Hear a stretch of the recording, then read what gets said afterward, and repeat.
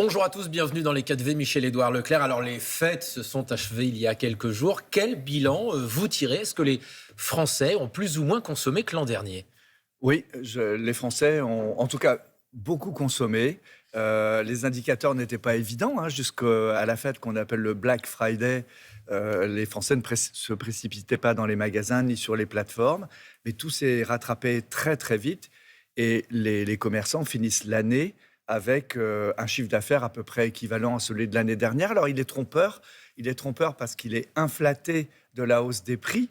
Quand on fait 10%, mais que la hausse des prix est de 11%, c'est pas une vraie progression. Mais enfin, c'est moins pire que ce qu'on pensait. L'économie française a tenu son rang du point de vue de la consommation. Vous, dans vos magasins, qu'est-ce qui a eu du succès? Qu'est-ce qui, à l'inverse, a été un peu boudé par les consommateurs? Qu'est-ce que vous avez pu constater? Alors, sur le plan de l'alimentation, je crois que les Français sont assez constants. Ils mangent beaucoup. Malgré les préconisations des nutritionnistes, on a mangé des huîtres, du foie gras, du saumon, tout quoi, comme s'il y avait un besoin, une frustration pour laquelle il fallait trouver un exutoire. Les Français ne se sont pas privés, c'est ce que vous nous Ils dites. ne se sont pas privés. Alors, il y a des Français qui sont plus pauvres. Il y a plus de pauvres en France. Donc, il y a eu, plutôt que des grandes marques, des petites marques qui ont été achetées, des marques premier prix, plutôt que du champagne, du crément, des choses comme ça. Mais globalement, c'est un moment de fête, quel que soit l'endroit où on habite. Et sur le plan des jouets, par contre, peut-être des choses plus raisonnables, moins de jouets fantastiques. Je parlerai pas de sobriété, mais peut-être de raison, de responsabilité. On voit que, quand même, par exemple, il y a un retour de l'économie du loisir classique, quoi, les jeux de société, des valeurs sûres. Ça a bien marché de ce côté-là, effectivement, pour ce qui est des Français. Alors 2024, beaucoup de Français espèrent que ce sera l'année de la fin de la hausse des prix.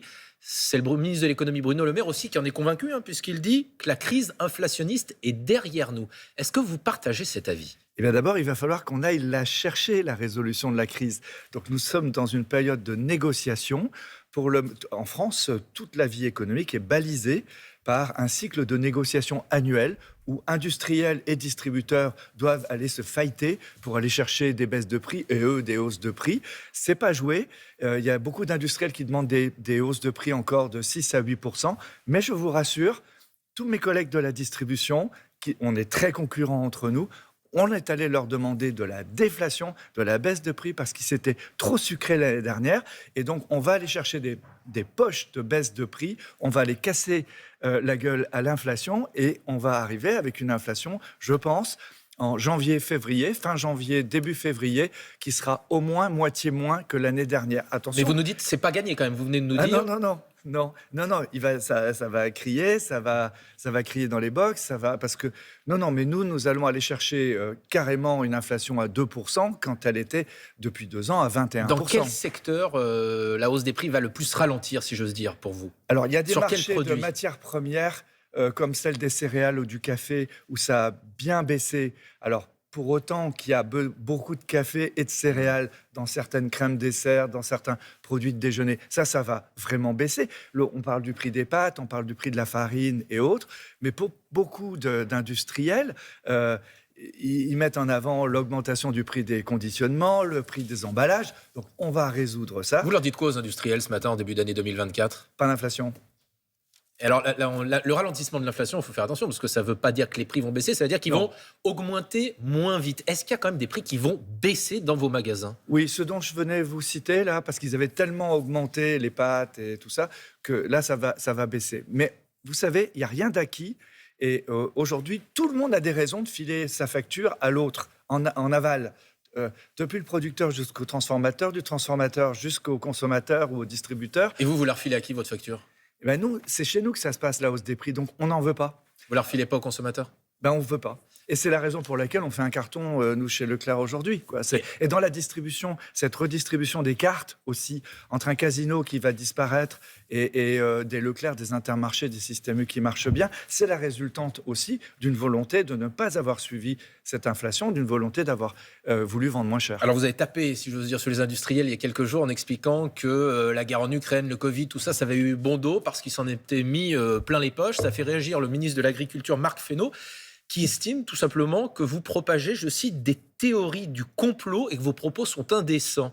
Vous êtes un propagateur de la théorie du complot, Là, Michel-Édouard je Leclerc? pense qu'il sortait d'une fête et qu'il ne s'est pas relu en plus. Je ne sais pas ce que c'est qu'un corridor énergétique et je ne sais pas en quoi je suis complotiste. Ce qui est certain, et si vous le demandez à certaines personnes sur ce plateau, ça fait quand même 2 ans et demi que j'annonçais cette inflation, que cette inflation, elle était spéculative. La moitié de l'inflation sur le marché des matières premières, c'est pas des utilisateurs de matières premières, c'était des placiers, des gens qui faisaient de la spéculation. Donc maintenant, ces gens, il faut qu'on les repousse dehors, que les Français puissent retrouver une hausse de prix la plus minime possible, et puis peut-être une adéquation des salaires qui ira avec ces hausses de prix. Il va même plus loin, il juge que vous n'êtes pas patriote sur le plan économique et agricole. Est-ce que vous êtes un patriote sur le plan économique et agricole? En clair, il juge que vous, ce qui vous importe, c'est le prix le moins cher, que le produit soit français ou pas. Je ne sais pas quel est son métier pour l'amener à dire des choses comme ça.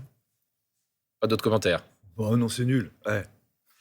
Alors, ce qu'on note aussi, c'est que beaucoup de Français ont constaté ces derniers mois que certaines marques avaient réduit les formats, mais Ouais. pas baissé les prix. C'est ce qu'on appelle la shrinkflation. À partir du mois d'avril, le gouvernement va vous obliger, vous, les distributeurs, à indiquer sur des petites étiquettes dans les rayons, justement, ces produits qui ont réduit leur format, mais pas baissé les prix. Vous êtes prêt à le faire? C'est une bonne idée? Ah, mais complètement. Je trouve que c'est inadmissible qu'on modifie les formats ou les poids sans prévenir les consommateurs. Donc, les industriels vont devoir, sur les conditionnements, mettre les poids. Alors pour l'instant, ce n'est pas les industriels, c'est vous, les distributeurs, qui devriez être obligés de le faire dans les rayons. À partir du moment où ce sera fait sur le produit, ce sera fait pour le distributeur. On a des étiquettes automatiques.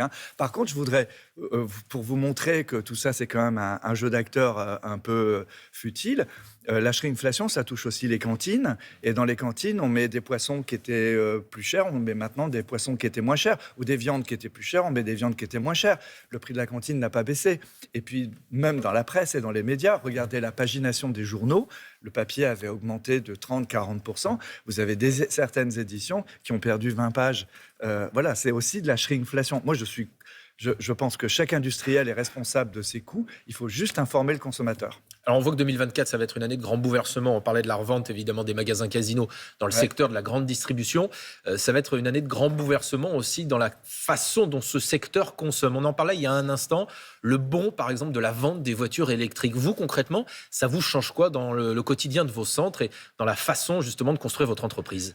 Je voudrais finir ce cycle spéculatif d'inflation pour qu'on bascule sur l'avenir, sur 2030, sur la décarbonation, sur la sobriété. Et concrètement, ça se traduit comment dans votre par exemple, secteur, sur le dans vos plan magasins? des mobilités, sur ce qu'on appelle les mobilités, la voiture, mettre des bornes dans les magasins, des bornes d'ailleurs bifaces pour que les consommateurs puissent charger de l'électricité ou en vendre. Combien de bornes dans les... Aujourd'hui, on en a plus de 4000. De toute façon, elles sont pas toutes prises parce qu'il n'y a pas assez de voitures électriques, mais nous sommes aussi devenus les deuxièmes loueurs de voitures électriques. Une Zoé, une petite Spring, ça vaut 5 euros, 6 euros par jour en location. Je pense que les valeurs de revente de ces voitures seront assez faibles et que la jeune génération va plutôt louer ces voitures plutôt que de les acheter, mais on y va.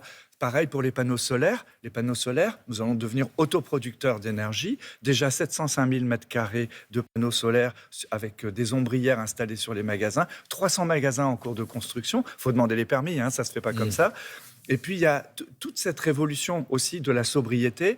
Ça se traduit comment? La sobriété pour la grande distribution, concrètement, ça veut dire quoi? Eh bien, c'est tous les appareils, par exemple, qui font du froid, qui doivent apprendre à faire du chaud, ou des appareils qui font du chaud, qui doivent apprendre... Ça, vous allez entièrement transformer vos magasins? Complètement. L'idée, c'est de devenir vertueux du point de vue de la production d'énergie et surtout des émissions de carbone. On a supprimé, par exemple, tous les prospectus. C'était des millions de prospectus qui étaient distribués dans la grande distribution. Leclerc a été pionnier. Tous les catalogues qui étaient mis dans les boîtes aux lettres de manière non adressée, ça bourrait les boîtes aux lettres. 8 fois le poids de la Tour Eiffel. Moi-même, je m'en suis rendu compte après avec ce genre d'expression. 8 fois le poids de la Tour Eiffel qui ne trouvait pas preneur. Donc, on va aller, bien sûr, faire des catalogues sur le digital.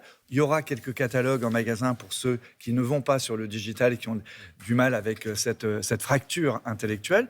Mais il y a une vraie révolution des moyens et je trouve que c'est très positif. Il faut aller vers 2030 pour respecter les accords de Paris. Et foi de Leclerc, on va y arriver. Merci Michel-Édouard Leclerc. C'est à vous, Lucille et Samuel. 2024, année donc de la sobriété pour la grande distribution.